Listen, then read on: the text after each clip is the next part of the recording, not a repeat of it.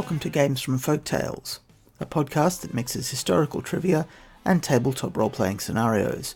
I'm your host, Timothy Ferguson. This week, sacrificing Horace to Clocina.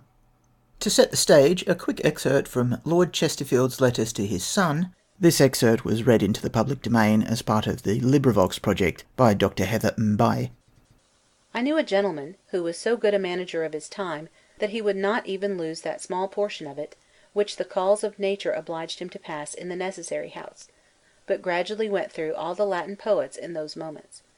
He bought, for example, a common edition of Horace, of which he tore off gradually a couple of pages, carried them with him to that necessary place, read them first, and then sent them down as a sacrifice to Clocina. This was so much time fairly gained, and I recommend you to follow his example. It is better than only doing what you cannot help at those moments, and it will make any book, which you shall read in that manner, very present in your mind.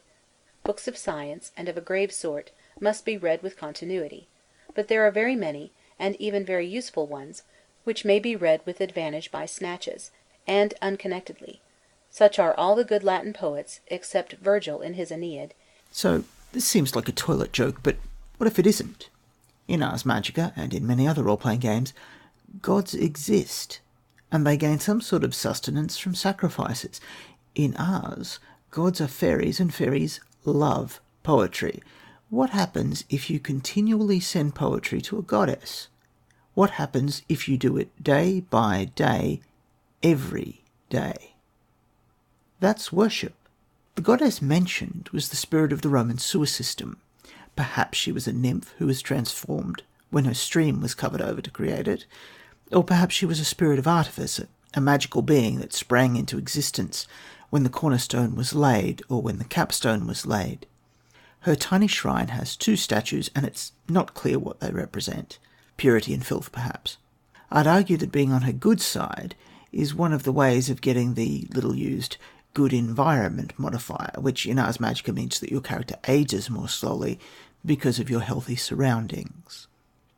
She's a goddess of modest appeal, but that means she's going to pay your character, who is sending her daily poems, a lot more attention than, say, Lou the Lightbringer, who has a lot more going on in his life. A character with close ties to her could be the big fish in her small, foul pond. Does she have a putrid pope hidden somewhere deep beneath Rome? An impeccable nurse? Both.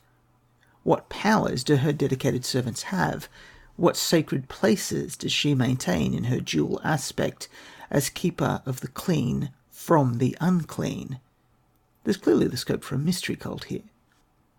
We know very little about the historical Clocina, but she seems to have the following features. She's an enemy of plagues, and a spirit of fecundity tied somehow to Venus.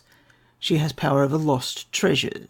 She's sometimes called the Queen of Sable Rivers, and commands, and perhaps is embodied by, the dark tunnels under major cities. She is kind to those who are forced to shelter there. She is, in some sense, the most approachable of the chthonic deities, and the most forbearing. Chesterfield claims that characters gain a study bonus by reading in the Chamber of Necessity, but not on sciences, and therefore not magical arts, but only on more frivolous things like regional laws.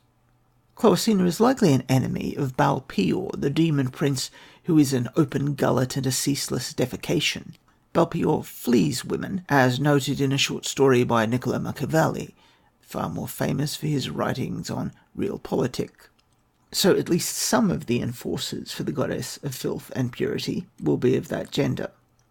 As an aside, she's a formidable supporting character in Terry Pratchett's Dodger, which I recommend. There's one element which I can't decide on, and that is why he has counselled so strongly not to use the Aeneid. Now, in the real world, it's because the Aeneid's complicated and shouldn't be cut up into small sections. But in mythic Europe, could it be that there is something mentioned in the text that offends Clocina? That is, it's a traditional ward, in the same way that if you're appeasing a vampire stuck down the toilet, you wouldn't throw down garlic bulbs. This is a text I'm not deeply familiar with. However, one thought does occur. During the process, Aeneas makes a descent into Hades. That is, in some sense, he becomes invested in the chthonic mysteries. So, Is the Aeneid a sacred book to a more powerful chthonic deity, like Persephone, for example? And so is it inappropriate to destroy the book in the presence of another chthonic deity, even a relatively friendly one, like Clocina? If anyone else has a better answer to that question, write in and we'll share it in a future episode. Thanks again to Dr Heather Mbye for the excerpt used in this podcast. I apologise for using perhaps the least serious section of the massive amount of work that she's done to record Lord Chesterfield's letters to his son.